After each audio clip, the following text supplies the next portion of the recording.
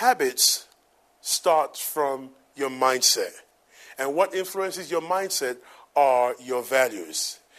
Now, when you talk about habits, it really has a lot to do about your attitude. Now, you may have heard this saying that your attitude determines your altitude. But let me give you another definition of attitude, and I really love this one. Your attitude is the librarian of your past, the speaker of your present, and the prophet of your future. Let me say that again. Your attitude is the librarian of your past, the speaker of your present, and the prophet of your future.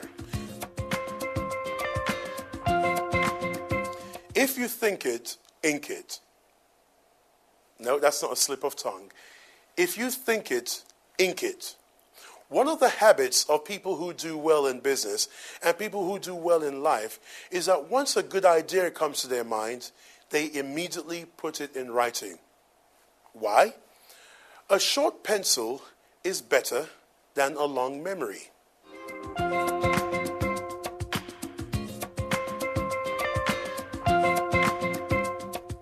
Let me tell you one thing about achievers. The mindset of an achiever always thinks this way. In every circumstance of adversity, there is a seed of opportunity. Now, you may say, Samuel, how does that work? When things are going upside down and in the midst of the recession and the corporate epidemic, how can you tell me that there's a seed of opportunity?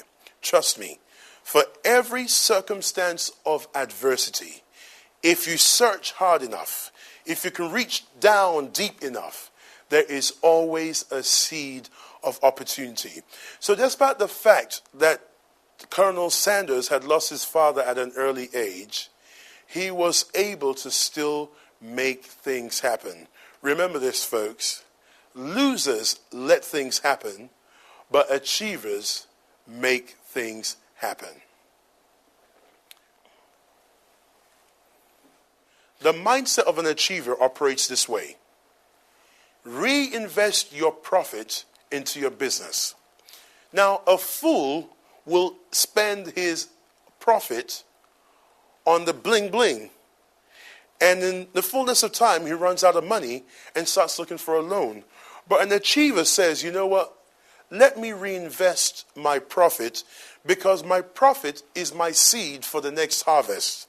If you eat your seed, folks, you have automatically destroyed your harvest. Let me say that again. If you eat up your seed, if you spend your seed, you have automatically eaten up your harvest. You've automatically terminated your harvest. So one thing that achievers do is this.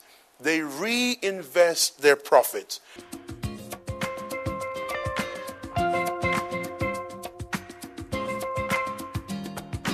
Hello, everyone, and welcome to CPO versus CEO. It sounds funny, but my name is Samuel Jonathan, and the primary objective of this session is to focus on the importance of effective and efficient time management. Now, you may be wondering, what does time management have to do with it? Folks, time has everything to do with it. Whether you are a Fortune 500 company, or whether you're a mom and pop store, whether you've been in business for decades, or whether you just started yesterday, time is the only resource known to man that no business can ever recycle. You can recycle your furniture if it doesn't fit you well. You could recycle your secretary if he or she is not doing the job. But one resource that you cannot recycle is time. Now, when we look at the relationship between time and success, I'm going to use this very simple illustration. I may be the #1 baseball hitter in the world. I may have the perfect swing.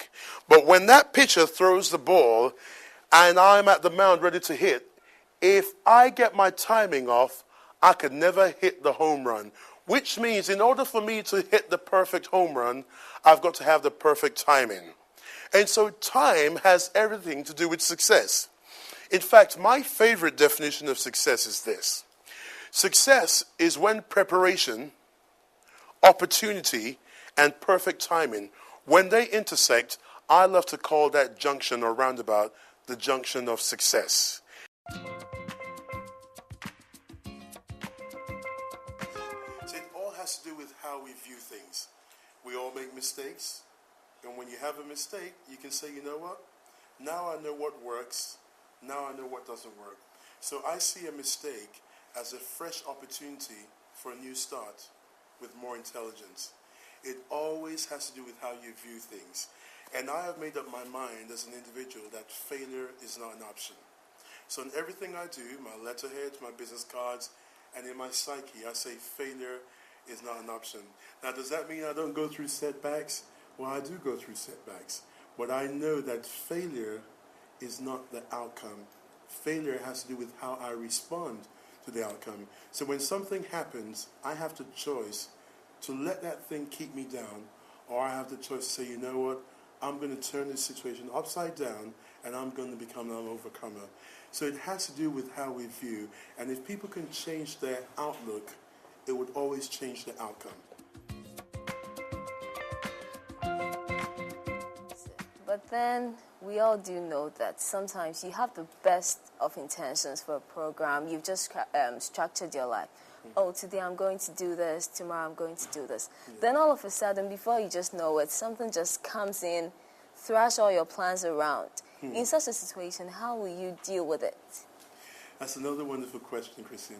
You know, it really has to do with how you prepare. There's so many reasons why things can go wrong.